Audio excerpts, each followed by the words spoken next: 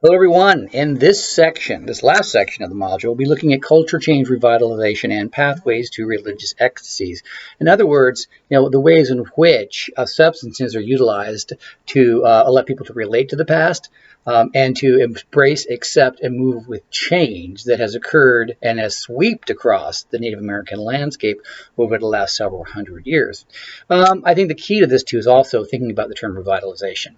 How do you bring back old ways to instill, a sense of self identity as Native American, and also how do you preserve ways in which are valid ways to live, not only physically but also emotionally and spiritually within the world, and how are contemporary American Native groups dealing with this and embracing these things, and at what point are we looking at a failure? Where does that articulate at?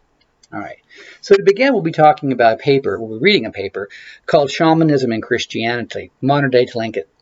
So the Tlinkits live on the sort of the Canadian side of the Pacific. They're a fairly widespread group. The Tlingit is a pretty wide range. They're right above the Kwajalein.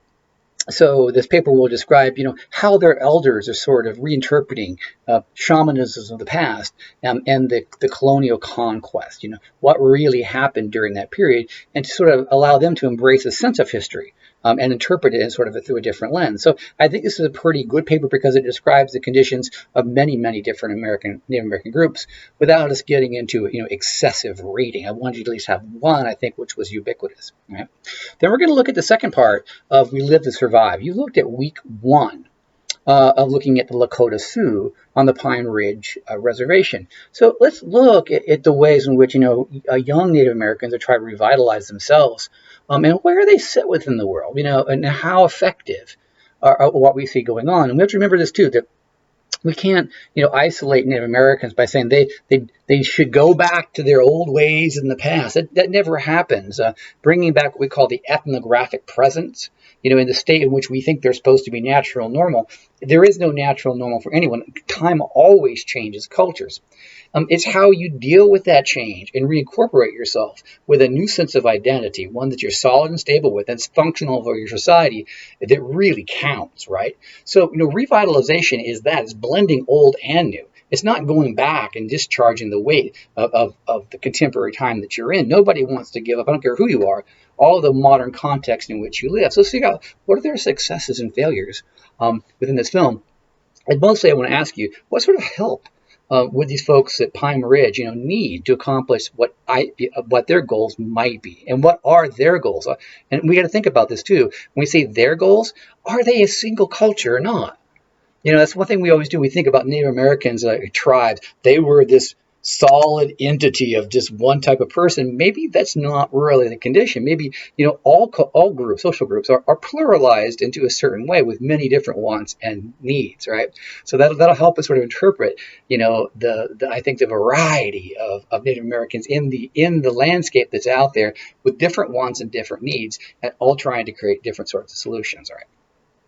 So once we get past that film, we're going to start looking at the use of substances and how they're utilized for revitalization efforts. And the first paper we're going to read is called The Native American Church, Peyote, Health, and the Expanding Consciousness for Healing Purposes.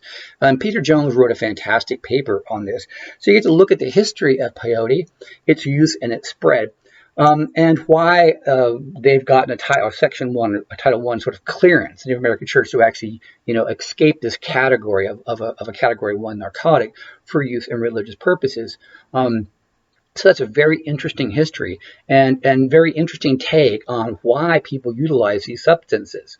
I can't tell you if I have or not. I don't know if I should, but you should know, being an anthropologist, our job is to interpret the experience of others by going through the experiences of others. So I think you'll find this paper very spot on about the altered states in which they're describing and why they have this intense need and why it should never be prohibited to utilize peyote. Right. And then we're going to look at a different substance, and this is ayahuasca.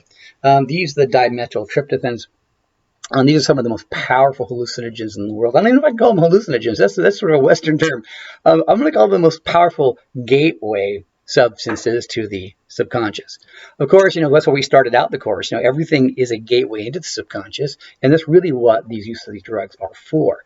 Is it an ego which is highly confused, constrained within this world? How is it that you allow yourself some peacetime to go into the unconsciousness, right? To let and revitalize myths so you move towards individuation. Well, substance use, right? The drugs of the gods are ways in which people go about doing this. So we're going to be looking at how ayahuasca works, particularly looking at the journey of an Australian couple, kind of a hippie couple, but I like these guys. And they go into the Amazon, and they actually, this is real life footage, visit shamans, and they have these experiences using ayahuasca as a tryptophan.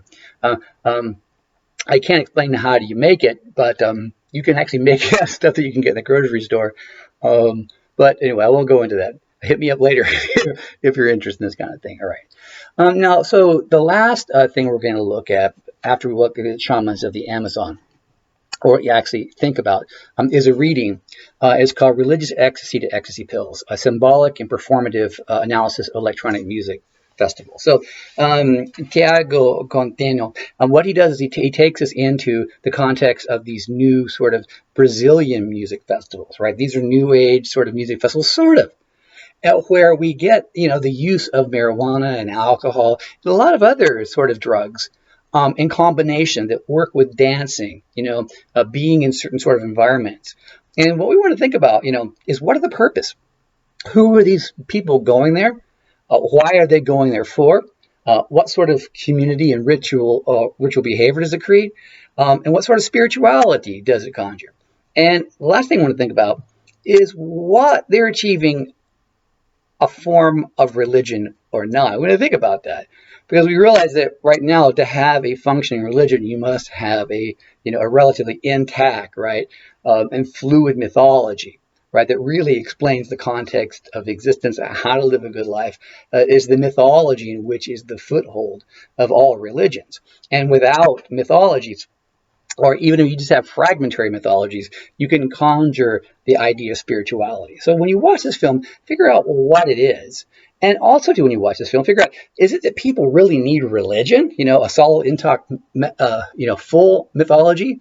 Or would partial mythologies, along with the utilization of these sorts of substances in the social use of what they're looking at in these music festivals, performative music festivals, satisfy the psychological needs of the individuals in modern times? All right, so let's think about that. Okay, so I'm going to let you guys get on to this sort of viewing. After we do this viewing, I think there's a space of 4 or 5 days. Then we're going to go into a short quiz on this. So look on the module for the date I have on the quiz. I've moved it around a little bit, I think a day out, so I can give you a little bit more time to sort of ingest the material that you have right now.